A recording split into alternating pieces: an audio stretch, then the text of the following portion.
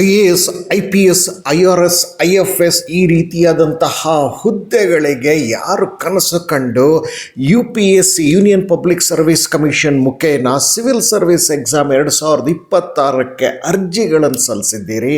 ಪ್ರಿಲಿಮ್ಸ್ಗೆ ನೀವು ತಯಾರಿ ನಡೆಸಬೇಕಾಗಿರುತ್ತೆ. ಪ್ರಿಲಿಮ್ಸಲ್ಲಿ ಏನೆಲ್ಲ ಓದಬೇಕಾಗಿರುತ್ತೆ, ಯಾವ ಸಬ್ಜೆಕ್ಟ್ಸ್ಗಳನ್ನು ನಾವು ಹೆಚ್ಚಾಗಿ ಗಮನ ಕೊಡಬೇಕು, ಇದ್ರ ಬಗ್ಗೆ ಕೇವಲ ಕೆಲವು ನಿಮಿಷದಲ್ಲಿ ತಿಳ್ಕೊಳ್ಳೋಣ ಬನ್ನಿ.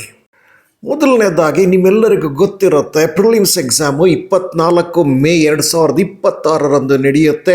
ಅಷ್ಟರ ಒಳಗೆ ನೀವು ಕೆಲವೊಂದು ವಿಷಯದ ಬಗ್ಗೆ ತುಂಬ ಚೆನ್ನಾಗಿ ಜ್ಞಾನವನ್ನು ಹೊಂದಿರೋದು ಬಹಳ ಮುಖ್ಯ ಇರುತ್ತೆ. ಈ ಮಾಹಿತಿಯನ್ನು ತರ್ತಿರೋದು IM ಫಾರ್ ಕೆರಿಯರ್ ಚಾನಲ್. ಇದರ logo my path my future. ಇದಕ್ಕೆ ಒಂದು ಲೈಕ್ ಬಟನ್ ಕೊಡಿ, ಹಾಗೂ ಚಾನಲ್ಗೆ ಸಬ್ಸ್ಕ್ರೈಬ್ ಮಾಡೋದ್ರಿಂದ ಮತ್ತಷ್ಟು ಮಾಹಿತಿಗಳು ಸಿಗ್ತಾ ಹೋಗುತ್ತೆ.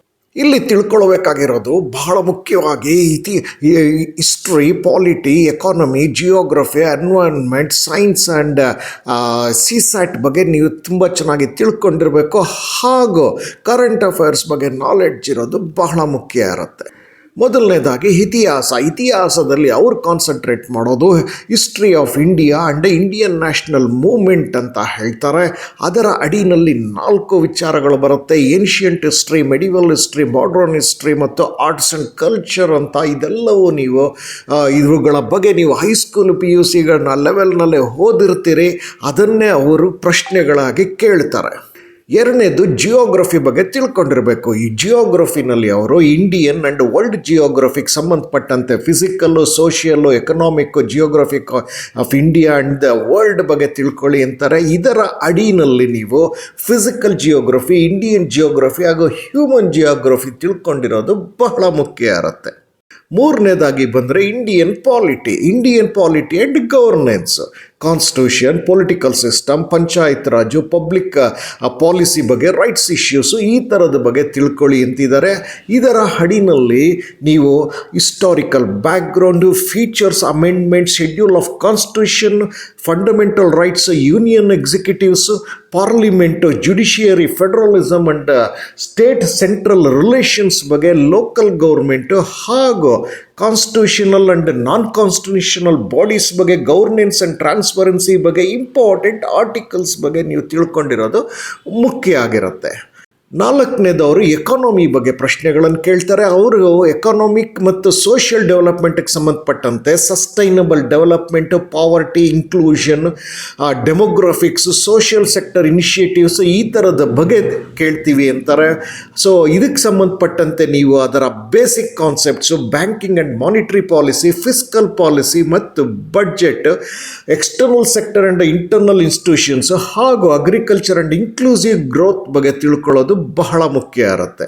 ಐದನೇದು ಎನ್ವೈರ್ನ್ಮೆಂಟ್ ಮತ್ತು ಎಕಾಲಜಿಗೆ ಸಂಬಂಧಪಟ್ಟಂತೆ general issues on environment, ecology, biodiversity ಮತ್ತು ಕ್ಲೈಮೇಟ್ ಚೇಂಜ್ಗೆ ಸಂಬಂಧಪಟ್ಟಂತೆ ನೀವು ecology basics, biodiversity and conservation, environmental pollution, climate change and international conventions, environmental laws in India, ಇವುಗಳ ಬಗ್ಗೆ ತಿಳ್ಕೊಳ್ಳೋದು ಬಹಳ ಮುಖ್ಯ ಇರುತ್ತೆ.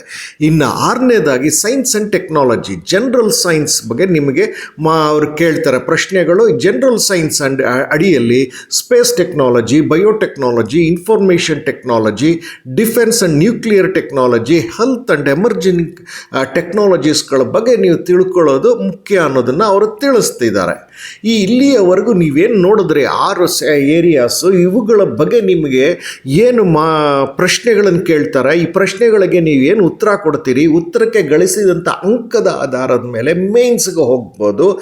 ಆದರೆ ಕಡೆಯಲ್ಲಿ ಇನ್ನೊಂದು ಪೇಪರ್ ಇರುತ್ತೆ, ಅದು ಪೇಪರ್ 2, ಅದು CSAT ಅಂತ ಹೇಳಿ, ಸಿವಿಲ್ ಸರ್ವಿಸಸ್ ಆಪ್ಟಿಟ್ಯೂಡ್ ಟೆಸ್ಟ್. ಈ ಸಿವಿಲ್ ಸರ್ವಿಸಸ್ ಆಪ್ಟಿಟ್ಯೂಡ್ ಟೆಸ್ಟಲ್ಲಿ ರೀಡಿಂಗ್ ಕಾಂಪ್ರಿಹೆನ್ಷನ್ ಬಗ್ಗೆ, ಲಾಜಿಕಲ್ ರೀಸನಿಂಗ್, ಅನಾಲಿಟಿಕಲ್ ಎಬಿಲಿಟಿ ಬಗ್ಗೆ, ಇಂಟರ್ಪರ್ಸನಲ್ ಸ್ಕಿಲ್ಸ್, ಕಮ್ಯುನಿಕೇಷನ್ ಸ್ಕಿಲ್ಸ್ ಬಗ್ಗೆ, basic numeracy, data interpretations, decision making ಮತ್ತು problem solving, general mental ability, ಇವುಗಳ ಬಗ್ಗೆ ಪ್ರಶ್ನೆಗಳನ್ನು ಕೇಳ್ತಾರೆ. ಕರೆಂಟ್ ಅಫೇರ್ಸ್ ಕೂಡ ನಾಲೆಡ್ಜ್ ಇಟ್ಕೊಳ್ಳೋದು ಬಹಳ ಮುಖ್ಯ ಇರುತ್ತೆ. ಕರೆಂಟ್ ಅಫೇರ್ಸ್ ನಾಲೆಡ್ಜು ನಿಮ್ಮದು ಕಳೆದ 1 ವರ್ಷ 2 ವರ್ಷ 3 ವರ್ಷದ ನಾಲೆಡ್ಜ್ ಇಟ್ಕೊಳ್ಳೋದು ಬಹಳ ಮುಖ್ಯ ಇರುತ್ತೆ. ಕ್ವಶನ್ಸ್ ಯಾವ ತರ ಕೇಳ್ತಾರೆ ಅಂದ್ರೆ 2 ಪೇಪರ್ಗೆ, ಪೇಪರ್ 1 ಪೇಪರ್ 2 ಜನರಲ್ ಸ್ಟಡೀಸ್ ಮತ್ತು ಸಿಸ್ಯಾಟ್, ಸೊ ಎರಡಕ್ಕೂ ಕೂಡ MCQ ಆಬ್ಜೆಕ್ಟಿವ್ ಟೈಪ್ ಇರುತ್ತೆ. ಸೊ ಅದು ಎರಡು ಕೂಡ ಕಂಪಲ್ಸರಿ ಆಗಿರೋ, ಈ ಕಂಪಲ್ಸರಿ ಆಗಿರೋ 2 ಪೇಪರ್ನಲ್ಲಿ ನಿಮಗೆ ಸಿಸ್ಯಾಟ್ ಪೇಪರ್ ಇದೆಯಲ್ಲ, ಇದು ಬರೀ ಕ್ವಾಲಿಫೈಯಿಂಗ್ ಪೇಪರ್ ಅಂತಂದ್ರೆ ಅಲ್ಲಿ 33% ಮಾರ್ಕ್ಸ್ ತಗೊಂಡು ಪಾಸ್ ಆದರೆ ಸಾಕು. ಇನ್ನು ಮೊದಲನೇ ಪೇಪರಲ್ಲಿ ನೀವು ಮಾರ್ಕ್ಸ್ ಹೆಚ್ಚು ಗಳಿಸಿದಷ್ಟು ನಿಮಗೆ ಮೇನ್ಸ್ಗೆ ಹೋಗೋದಕ್ಕೆ ಅವಕಾಶಗಳು ಸಿಗ್ತಾ ಹೋಗುತ್ತೆ. ಸೊ ನೀವು ಕೇಳ್ಬೋದು, ಇಷ್ಟೆಲ್ಲ ಯಾತಕ್ಕೆ ಓದಬೇಕಾಗತ್ತೆ IAS IPS IRS IFS ಎಲ್ಲ ಆಗೋದಕ್ಕೆ ಅಂತಂದರೆ, ನೀವು ಆಯ್ಕೆ ಆದಲ್ಲಿ ಸರ್ಕಾರಕ್ಕೆ ಸಪೋರ್ಟಿವ್ ಆಗಿ ನಿಂತ್ಕೊಳ್ತೀರಾ. District level entire district in charge ಆಗಿರುತ್ತೆ, ಇನ್ಚಾರ್ಜಲ್ಲಿ ಇರ್ತೀರಿ. ಸ್ಟೇಟ್ ಲೆವೆಲಲ್ಲಿ ಇರ್ತೀರಿ, ಅಥವಾ ಇಡೀ ದೇಶಕ್ಕೆ ಸಂಬಂಧಪಟ್ಟಂಥ ಕೆಲಸಗಳನ್ನು ಇಂಪ್ಲಿಮೆಂಟ್ ಮಾಡಬೇಕಾಗಿರುತ್ತೆ, ಸರ್ಕಾರದ ನೀತಿ ನಿಯಮಗಳನ್ನೆಲ್ಲ. ಸೊ ಆ ಮಟ್ಟದಲ್ಲಿ ನೀವು ಕೆಲಸ ಮಾಡೋದರಿಂದ ಇಡೀ ದೇಶದ ಇತಿಹಾಸದ ಬಗ್ಗೆ, ಎಕಾನಮಿ ಬಗ್ಗೆ, ಎನ್ವೈರ್ನ್ಮೆಂಟ್ ಬಗ್ಗೆ, ಸೈನ್ಸ್ ಬಗ್ಗೆ ಎಲ್ಲ ತಿಳ್ಕೊಂಡಿರೋದು ಬಹಳ ಮುಖ್ಯ ಇರುತ್ತೆ.